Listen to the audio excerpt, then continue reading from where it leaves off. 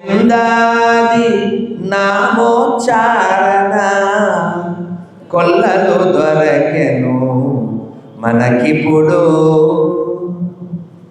గోవిందాది నామోచ్చారణ కొల్లలు దొరకెను మనకిప్పుడు. ఆవల నీవల నొరగుమ్మలుగా ఆడుదమీతని పాడుదము. గోవిందాది నామోచ్చారణ కొల్లలు దొరకెను మనకిప్పుడు. సత్యము సత్యము సకల సురలలో నిత్యుడు శ్రీహరి నిర్మలుడు. సత్యము సత్యము సకల సురలలో నిత్యుడు శ్రీహరి నిర్మలుడు. ప్రత్యక్షమిదే ప్రాణుల లోపల, ప్రత్యక్షమిదే ప్రాణుల లోపల అత్యంతము శరణనరో ఈతని. ప్రత్యక్షమిదే ప్రాణుల లోపల అత్యంతము శరణనరో ఈతని. గోవిందాది నామోచ్చారణ కొల్లలు దొరకెను మనకిప్పుడు. చాటెద చాటెద సకల వేదములు పాలించిన హరి పరమమని. చాటెద చాటెద సకల వేదములు పాలించిన హరి పరమమని. కూటస్థుడితడు గోపవధూపతి, కూటస్థుడితడు గోపవధూపతి కోటికీతని శరణనరో జనులు. కూటస్థుడితడు గోపవధూపతి కోటికీతని శరణనరో జనులు. గోవిందాది నామోచ్చారణ కొల్లలు దొరకెను మనకిప్పుడు. నిలుచున్నాడిదే నేడును ఎదుటను కలిగిన శ్రీ వెంకట విభుడు. నిలుచున్నాడిదే నేడును ఎదుటను కలిగిన శ్రీ వెంకట విభుడు. వలసిన వారికి వరదుండీతడు, వలసిన వారికి వరదుండీతడు. కలడు కలడనరో కలిమనరో జనులు. వలసిన వారికి వరదుండీతడు, కలడు కలడనరో కలిమనరో జనులు. ఈ ఒక్క ముక్క మీరు పాడండి. గోవిందాది, ఎంత బాగుంది అసలు. గోవిందాది నామోచ్చారణ, గోవిందాది నామోచ్చారణ కొల్లలు దొరకెను మనకిప్పుడు. ఆవల నీవల నొరగుమ్మలుగా, ఆవల నీవల నొరగుమ్మలుగా ఆడుదమీతని పాడుదము. గోవిందాది నామోచ్చారణ కొల్లలు దొరకెను మనకిప్పుడు. గోవిందా గోవిందా గోవిందా ఇలా అనగలిగిన వాడు భాగ్యవంతుడు. ఈ గొంతు ఇందుకే ఉపయోగించబడాలి. మనం ఎన్నో శ్లోకాలు చదువుకున్నాం, ఈ కీర్తన పాడుకున్నాం. ఇలా పాడుకుంటూ, చదువుకుంటూ, వింటూ, జపిస్తూ భగవంతుడే కావాలి అని తప్పిస్తూ ఉండగలిగితే ఇది ఇచ్చినవాడు మన మెచ్చినవాడు ఉంటాడు. లేకపోతే జంతువుకు బట్టలు తొడిగినట్లే. జంతువు దగ్గర నుంచి ఎక్స్పెక్ట్ చేయలేడు కదా భగవంతుడు. కాబట్టి మానవ జన్మ దుర్లభం, మానుషం జన్మం. ఇది మళ్ళీ వస్తుందా? దీన్ని చక్కగా వాడుకోవాలి, ఆయన వేడుకోవాలి, ఆయన నామం పాడుకోవాలి. గట్టిగా 50-60 ఏళ్ల క్రితం నిజంగా జరిగిన సంఘటన. ఒక అడుక్కునేవాడు ఒక ఇంటికి వచ్చాడు. ఏమడుగుతాడంటే అడుక్కునేవాడు ఏమడుగుతాడు తెలుసా?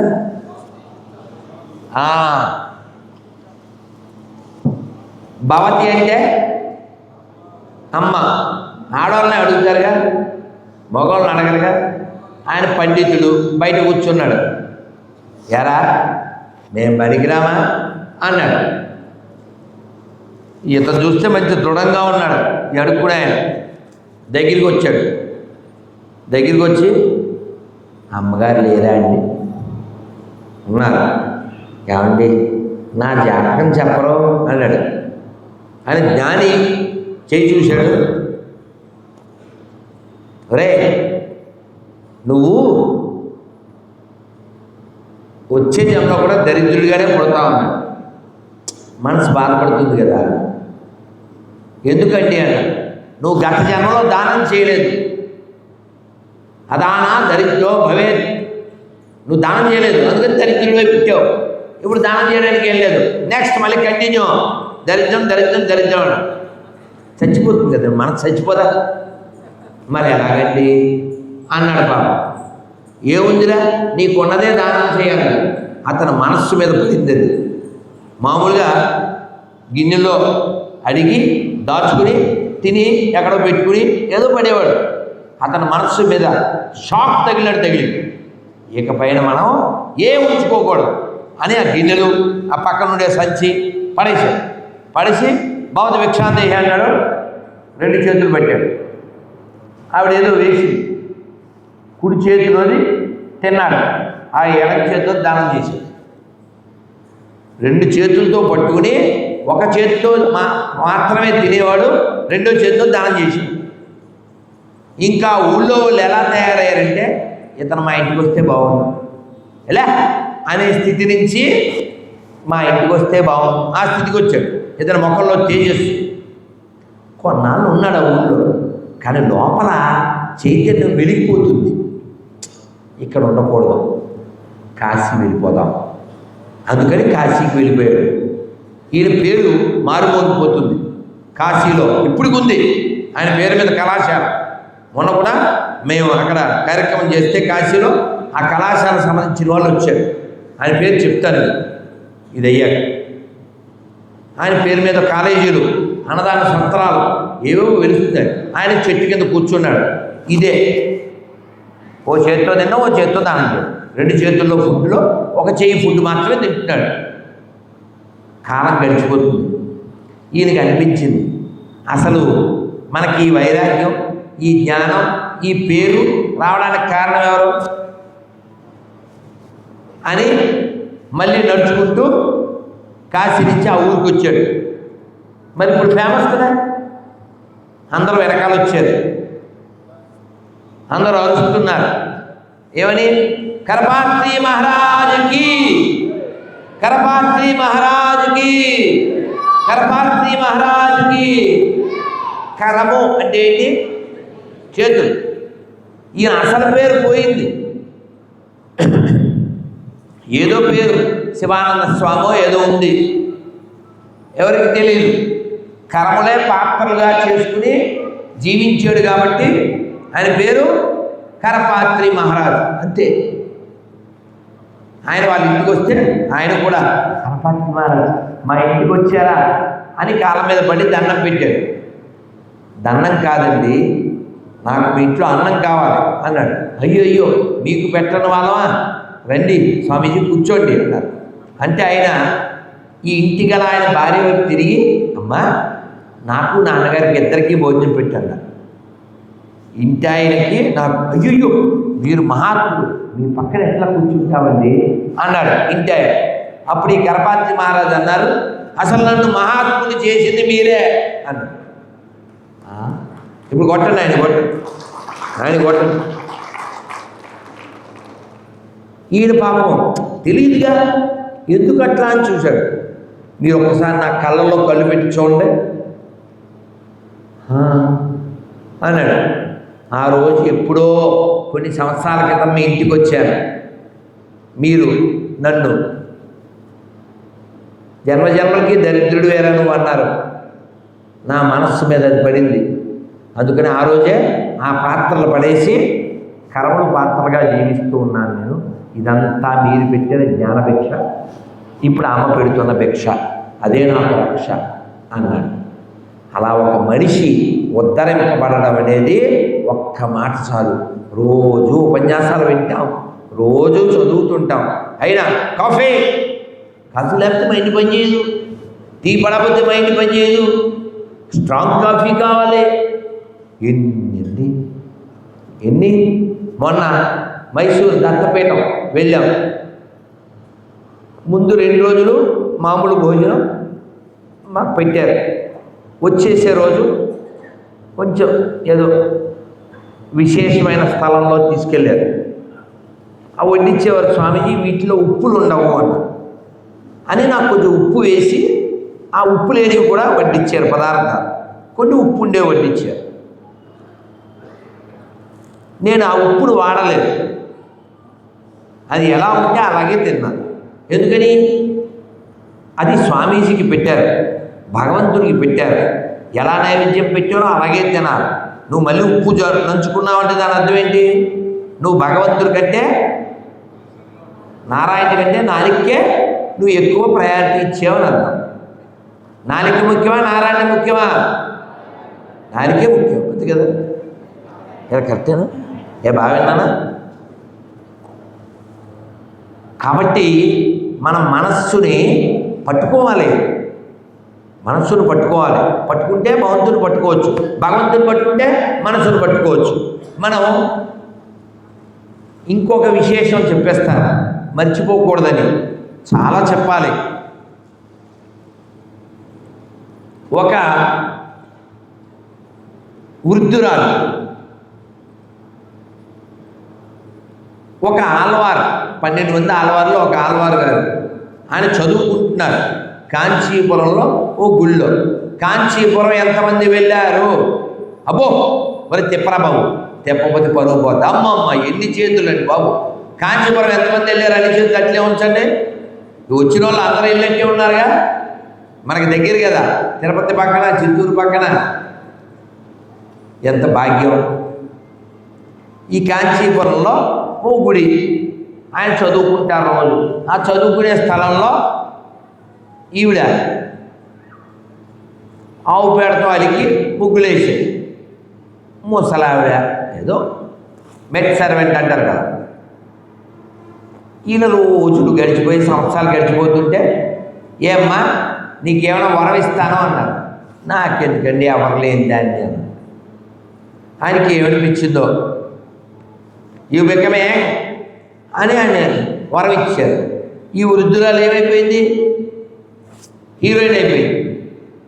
అయినా పేడ అడుగుతుంది, ముగ్గులేస్తుంది. ఓ రోజు రాజుగారు వెళ్తున్నారు అంబారీలో. వెళ్తుంటే ఈవిడ చక్కగా ఉంది. ఆ మెట్లెక్కి ఆ గోపురం మీద ఆ రాజుగారు వస్తుంటే చూసింది. రాజుగారు తలుచుకుంటే భార్యలకు కొదవా, దెబ్బలకు కొదవ కాదు అంతే. ఇక్కడ ఉన్నవాడు కాస్త అంతఃపురంలో ఉంది. పెళ్ళి అయిపోయింది. రోజులు గడిచిపోతున్నాయి. రాజుగారు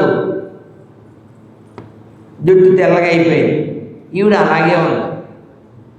అదేంటి, నేను యంగ్గా ఉండేవాడిని డంగ్ అయిపోయాను, కింగుని కూడా, నువ్వేంటి ఇలాగే ఉన్నావు అంటే, నేను నీకంటే సీనియర్ని, నీకు ఆ విషయం తెలియదు. ఇక్కడ అర్థమైందా? మీకు బాగా అర్థమైంది కదా, నేను నీకంటే సీనియర్నే, అసలు విషయం ఇది అని చెప్పి. అవునా, అయితే స్వామీజీని పిలుద్దాం, నన్ను కూడా టాట్ చూట్ ఏదో అని ఆశ కరువు లేదు కదండి. రెస్పెక్ట్ సీనియర్స్, అంతే కదా హేమంత్, రమేష్? సీనియర్స్ అంటే మీకు అర్థమైపోయిందిగా, ఇంక చెప్పక్కల. సీనియర్స్ ఆల్దే డిమాండ్ అంతా, ఆల్దే అయ్యా. సరే, ఈయన ఆయన రమ్మన్నాడు. వాళ్ళకి రాజు అయితే ఏమిటి, ఎవరైతే భగవంతుడు ఒక్కడే దిక్కు, అందుకని నేను రానన్నాడు. వాళ్ళ శిష్యుడిని పంపించాడు. ఆ శిష్యుడు వెళ్ళాడు. రాజుగారు అన్నారు, ఏంటి మీ గురువుగారు ఏదో చేసి ఈ ముసలాన్ని ఎంగి చేశారు కదా, నువ్వు కూడా నన్ను చేయాలి, అవన్నీ నాకు రావండి, మీరు మా గురువుగారిని అడగండి అన్నాడు. సరే అలాగే వచ్చావు కదా ఏమంటూ 4 పద్యాలు శ్లోకాలు చెప్పాను. నేను భగవంతుడు తప్ప ఎవరిని కీర్తించను అన్నాడు ఇతను. ఎవరు? ఈ ఆలవారి శిష్యుడు. అంటే రాజు కూడా మరి పొలిటికల్ బ్రెయిన్ కదా. ఆయన అన్నాడు, నీకు తెలీదా రాజు అంటే ఎవరు? పృథ్వీనపతే హరి, నేనే హరి యొక్క అవతారం కదా నేను. రాజు అంటే విష్ణువు యొక్క అంశ. నా విష్ణువు పృథ్వీపతి, విష్ణువు కాబట్టి వాడు పృథ్వీపతి కాడు. కాబట్టి నేను రాజుని, విష్ణువు యొక్క అంశని. నన్ను కీర్తిస్తే విష్ణువుని కీర్తించింది. లాజికల్. వాడు లాజికల్ అయితే ఇతను మ్యాజికల్. ఇతను వరదరాజస్వామిని ఇంకా మిగిలినటువంటి దేవుడిని కీర్తించేశాడు. ఇతను బీపీ వచ్చేసి, నేనేం చెప్పాను నీకు? నేనేం చెప్పానా? నువ్వేం చేస్తున్నావు? మీరేం చెప్పారండి? మిమ్మల్ని కీర్తిస్తే విష్ణువుని కీర్తించినట్టే అన్నారుగా. నేను విష్ణువుని కీర్తించాను అంటే మిమ్మల్ని కీర్తించినట్టే కదా. ఇట్లా లాజిక్తో కొడుతున్నావు నువ్వు. ఇలాంటి వేషాలు ఎత్తి కుదరదు. మీరిద్దరు వెళ్ళిపోండి, నువ్వు మీ గురువుగారు. కలే వెకెట్ వెళ్ళిపోండి మా ఊళ్ళోంచి అన్నాడు.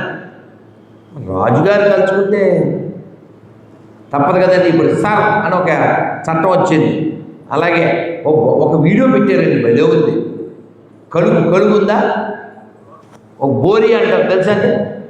ఈ అడవి పంది అందులో దూరి ఉంటుంది. సింహం వెళ్ళి దాన్ని పట్టుకుని తీసుకొచ్చేది.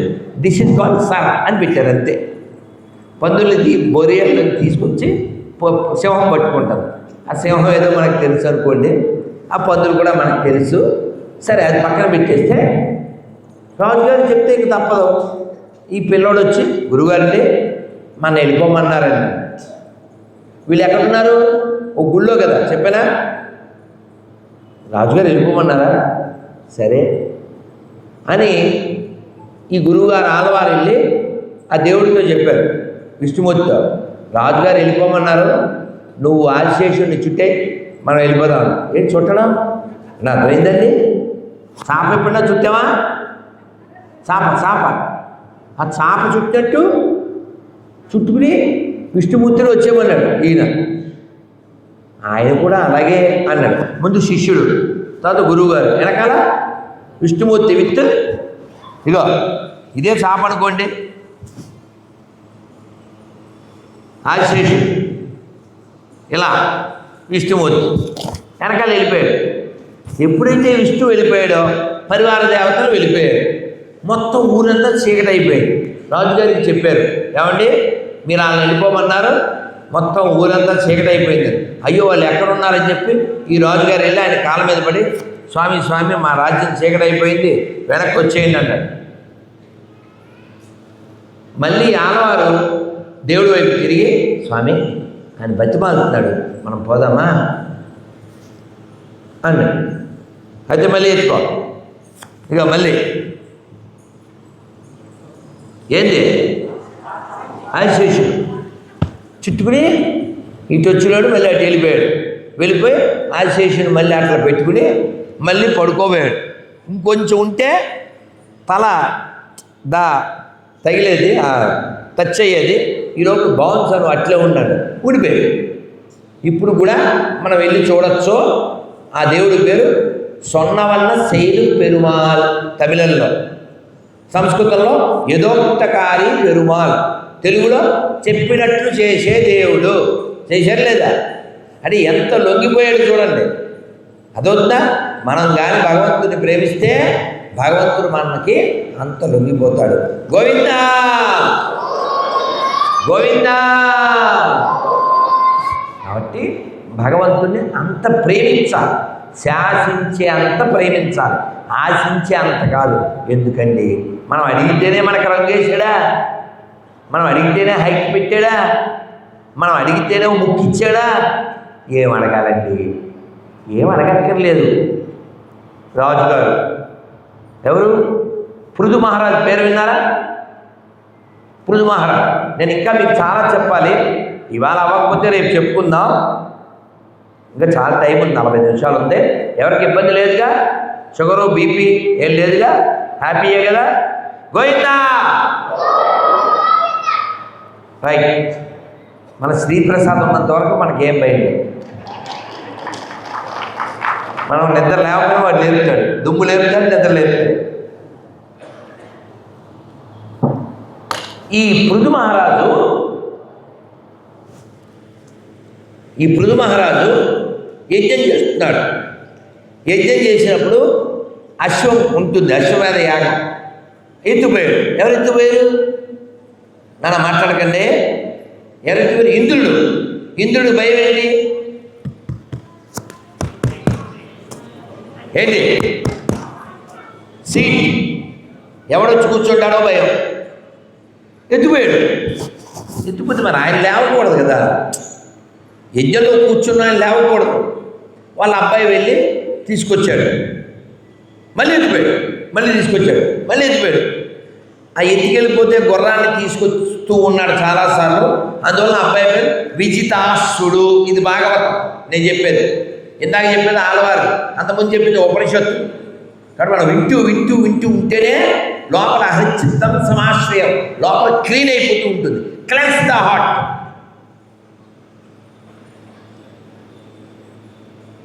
ఏమన్నా ఇలా చాలాసార్లు జరిగిందండి. ఈ రాజుగారు ఎవరు? పృథు మహారాజు మండిపోయి లేచి కత్తితో వేసేస్తాను. ఎవరిని? ఇంద్రుని వేసేస్తాను. మరి అక్కడ ఋషులు ఉంటారు కదా, మన శ్రీను స్వామి లాంటి సత్వగుణం కలిగిన స్వాములు ఉంటారు కదా. అయ్యయ్యో, ఇంద్రుని వేసేస్తే ఎలాగయ్యా, నువ్వేంటి, ఎందుకు చేస్తున్నావు యాగం, నీకు కావాలా అన్నారు. అబ్బే మరి ఎందుకు, ఏదో రౌండ్ ఫిగర్ అని చేస్తున్నాను. నీకు రౌండ్ ఫిగరే, వాడికి వేరే ఫిగర్తో ప్రాబ్లం ఉంది, ఇది పోద్దని భయం, పోనీ ఆపేయకూడదు అన్నాడు. ఎవరు?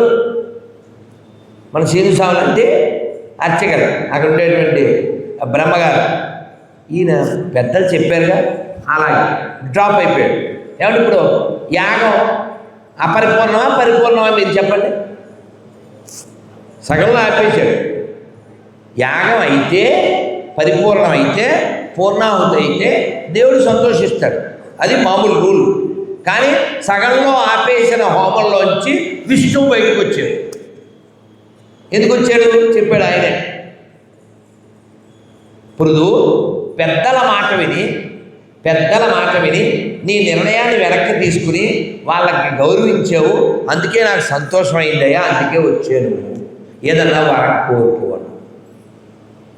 భగవంతుడు దేనికి ఆనందపడతాడో మనం గ్రహించాలి. మమ్మీ నీకేం తెలియదు ఊరుకో, ఇది నాన్న నీకేం తెలుసు అని ఇలా మాట్లాడతారా? రాముడు ఎప్పుడన్నా తలెత్తాడని వాళ్ళ నాన్న ఎప్పుడైనా తల ఎత్తలేదు.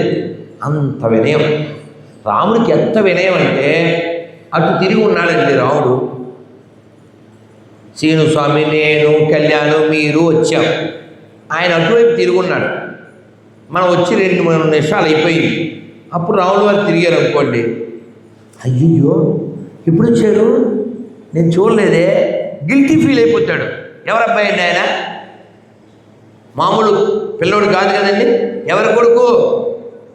చక్రవర్తి తనూజాయ సార్వభౌమాయ మంగళం. చక్రవర్తి కొడుకు కదండి. కొంచెమైన గోరోజనం, కొమ్ములు ఏమీ లేవండి రావుడికి. వార్డు మెంబర్ కొడుకును పట్టుకోలేమండి మనం.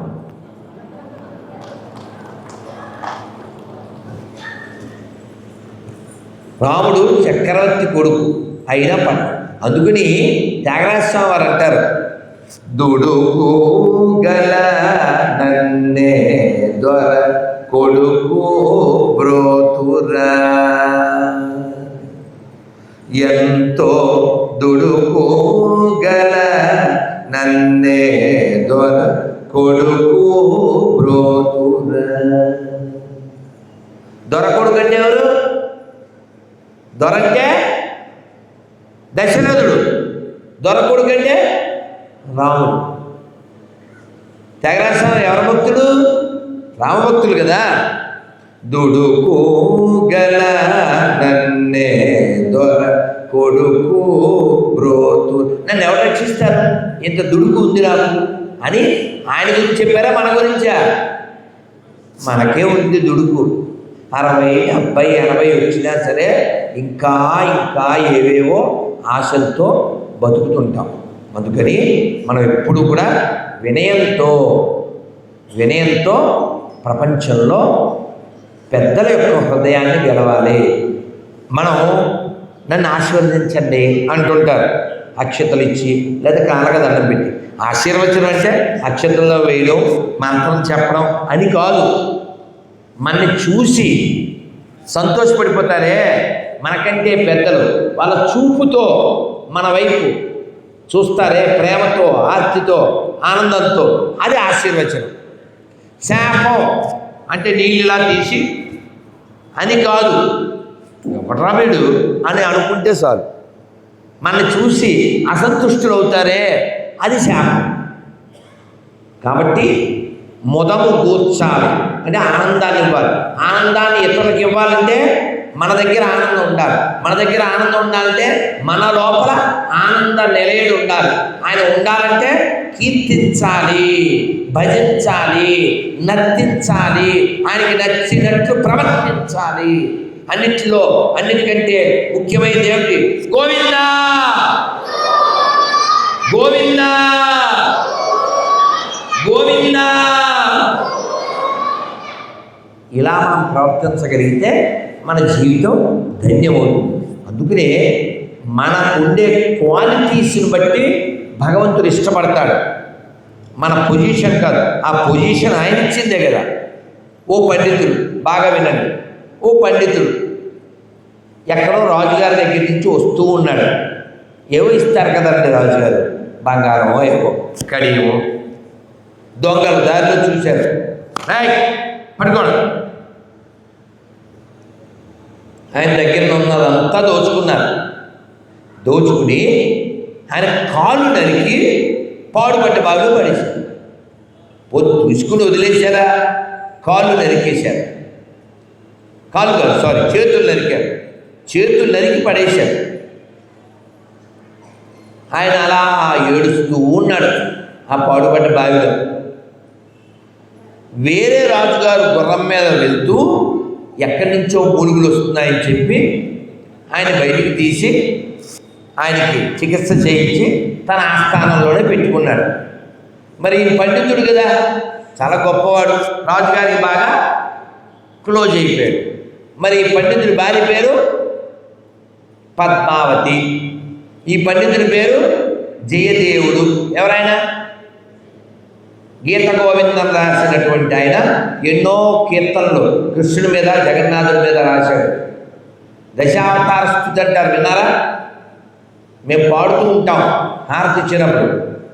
ప్రళయాప జ్యోతి జలే ఋతవాన శివేదం వీతవహీత చరిత్రమకేదం కేశవదూత మీన శరీర జయ జగదీశ హరే. కేశవదూత మీన శరీర జయ జగదీశ హరే.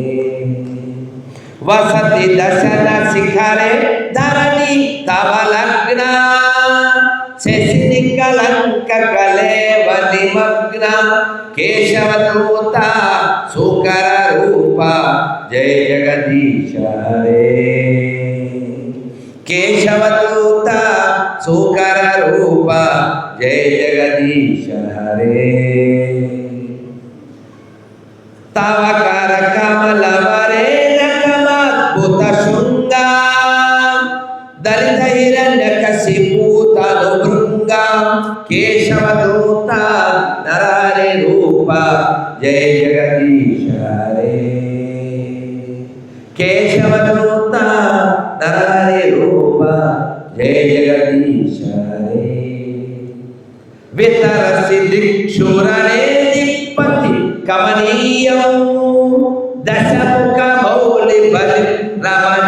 జయదేయం కేశవదూత రామ శరీర జయ జగదీశ రే కేశవదూత రామ శరీర జయ జగదీశ రే. ఇలా 10 శ్లోకాలు, మిగిలిన 2 12 శ్లోకాలు. ఇది జయదేవ స్తుతి అయినటువంటి దశావతార స్థుతి. అది జయదేవుడు చేతులు నరికేశారు. భార్య ఆయన రాజుగారి దగ్గర ఉంటున్నారు. మగోళ్ళు ఫ్రెండ్స్ అయితే ఆటోమేటిక్గా ఆడవాళ్ళు కూడా ఫ్రెండ్స్ అవుతారుగా.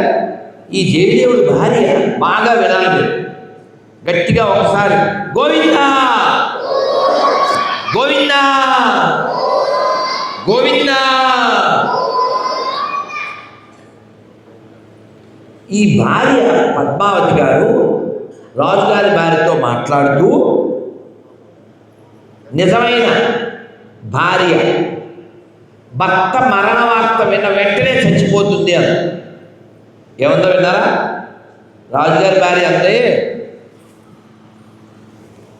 రాజుగారి భార్య ఏమందంటే, చాలే ఊరుకో, ఏంటి భర్త మరణ వార్త వింటే చచ్చిపోతారా? పిచ్చి మాట, అది ఎప్పటికీ జరగదు. అలా విన్న వెంటనే ఎందుకు చచ్చిపోతారు? అంత అతి కాలేదు అది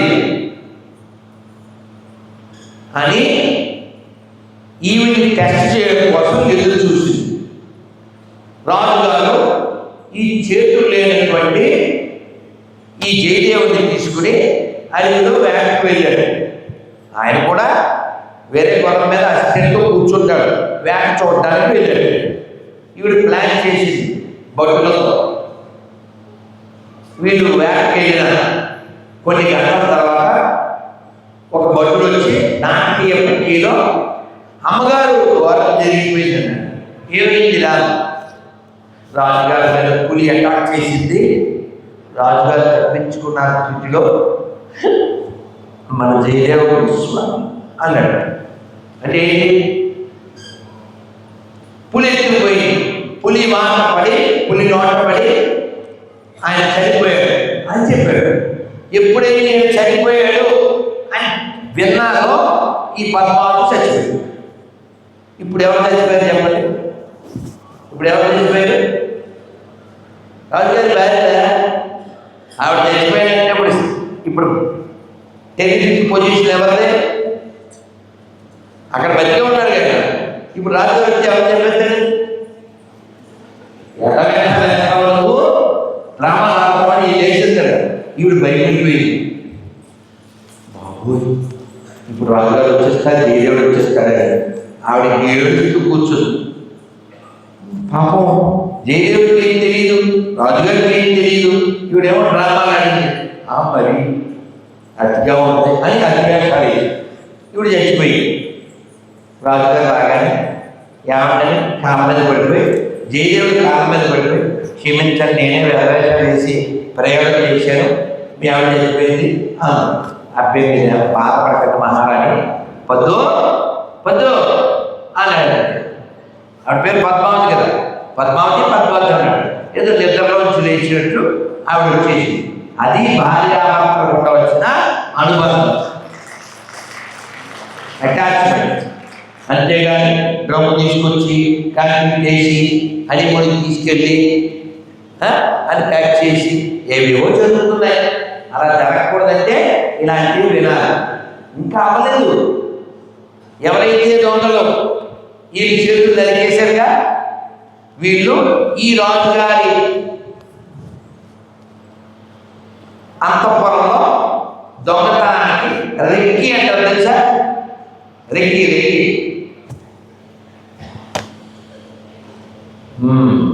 ఇలా వస్తాం వస్తే కిటికీలో దొంగతాం.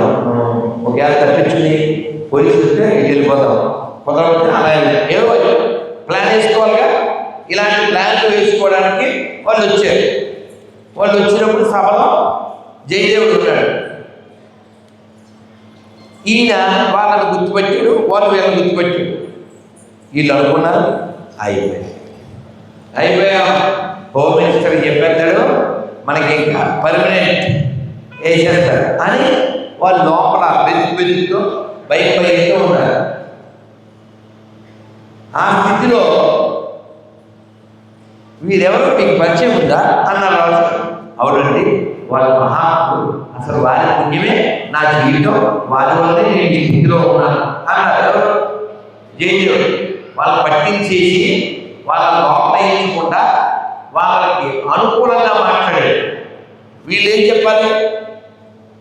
దొంగలు లేదండి మా వల్ల ఏం జరిగిందని చెప్పడం మానేసి, అవునవును మా వల్లనే వాడు బాగున్నాడు అని అన్నాడు. పచ్చబద్ధం కదా. భూమాత దేన్నైనా బలిస్తుంది కానీ అబద్ధాన్ని బలిస్తుంది. ఎప్పుడైతే అవునవును మా వల్లే జయదేవుడు బాగున్నాడు అని అన్నారో అనగానే భూమి అంతా చీలిపోయింది. ఈ దొంగలందరూ పడిపోయారు. ఇది పాపం దయాచ హృదయం కదా, అయ్యో అన్నాడు.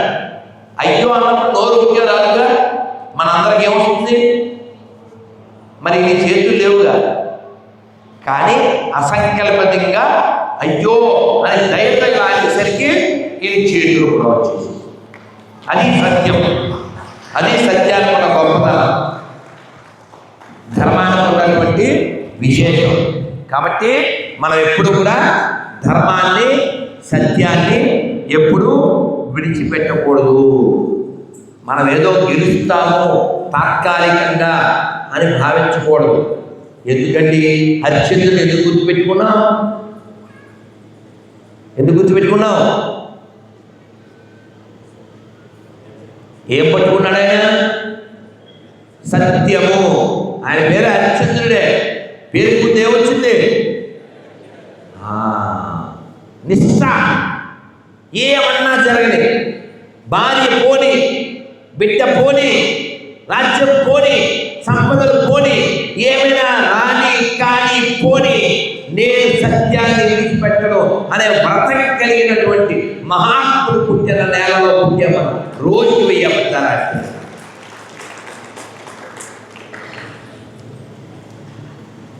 మన స్టార్టింగ్లో ప్రారంభంలో చెప్పుకున్నామే అసతోమా సద్గమయ. అసత్ అంటే ఏంటి? అసత్యం. ఈ కనబడేది ఏదైనా ఉంటుందా ఈ భూమి మీద? అన్ని భూమి లోపలికి వెళ్ళిపోతాయి. అందుకనే శేషప్ప కవి చెప్పాడు, తాను తినక ఇతరులకు పెట్టక ధనము భూమి లోపల దాచి దాచి తులకు దొంగల కిత్తురో దొరలకగునో భూషణ వికాస శ్రీ ధర్మపుర నివాస దుష్ట సంహార దురిత దూరా. వాడు తింటాడు, ఇతరులకు పెట్టాడు, భూమి లోపల దాచిపెడతాడు. అది చివరికి ఏమవుతుంది? అయితే దొరలకి అంటే రాజుగారికి లేదా దొంగలు. కాబట్టి డబ్బు సంపాదించడము దోషం కాదు, కానీ కేవలం దాచుకోవడానికి సంపాదించకూడదు. దాన్ని మంచి కార్యాలకు వినియోగించాలి. అది దేవాలయం కావచ్చు, గోసేవ కావచ్చు, ఆప్తులు కష్టాల్లో ఉన్న వారికి కావచ్చు. అది అలా ఉపయోగించకపోతే ఆ ధనం నిష్ప్రయోజనం. కాబట్టి మనం అందరం కూడా ధనం కంటే ముందు జ్ఞానం సంపాదించాలి. ఆ జ్ఞానం మనల్ని ఉద్ధరిస్తుంది, లేదు మళ్ళీ మళ్ళీ పుట్టేలా చేస్తుంది. మళ్ళీ పుట్టకూడదంటే మనకు మోహం ఉండకూడదు. అందుకనే ఈ మోహకరమైనటువంటి భజగోవిందంలో చెప్పారు. ఏం చెప్పారు? కాతే కాంత కస్తే పుత్ర. ఎవరు పిల్లలు, ఎవరు భార్య, ఎక్కడ నీళ్ళు. కాబట్టి ఈ శరీరం మనది కాదు, ఇది కేవలం మనం దీన్ని వాడుకోమని భగవంతుడు ఇచ్చిన ఓ గొప్ప అవకాశం. దీన్ని చక్కగా వాడుకోవాలి. చక్కగా వాడుకోవడం అంటే ఏమీ లేదు, ఆయన నుంచి పాడుకోవడమే. నిన్న మొన్న ఎవరో వచ్చారు, ఈ పిల్లల పేర్లు ఏంటి అన్న, సంకీర్తన అన్నాడు. సంకీర్తన ఏం గుర్తొచ్చింది మీకు? సంకీర్తన అంటే ఏం గుర్తొచ్చిందండి? గుర్తొచ్చిందా? ఎవరో చెప్పారు, ఎవరండి చెప్పారు? అద్భుతం, ఇద్దరు చెప్పారు. గట్టిగా అన్నమయ్య అంటాడు, చాలా